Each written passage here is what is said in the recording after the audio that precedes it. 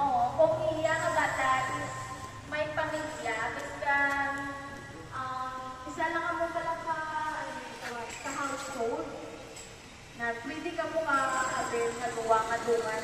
Pero, kung wala ka ng bata, like wala pamilya, mo nga bata, isa lang lang ay sinyo ang pwede ka-avail sa first batch. So, susunod naman na batch, mo nga bata.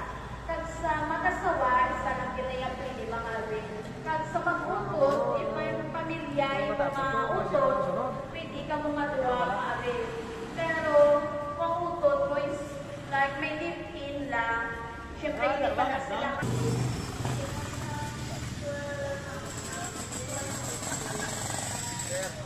Sino ka ni ngalan mo, Migo? Si Bongbong Kanyonero. Sir Bongbong Kanyonero, pareho ka mo ni Sir Albert Labrador Guapo. Thank you, kid. God bless.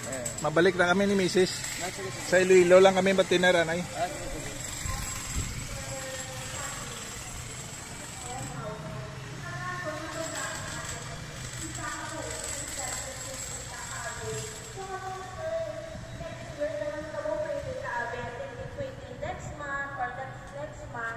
Before kami mag-orientate, gina-cross-check na naman ninyo kung kaagi nakamotopad mo kung kaagi again sa muling na to or wala pa.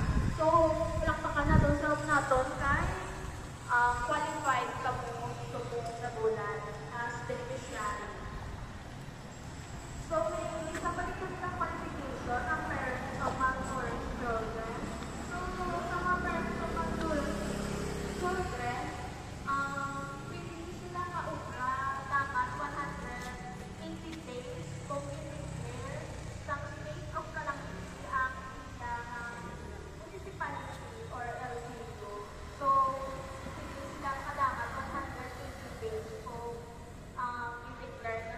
Dai?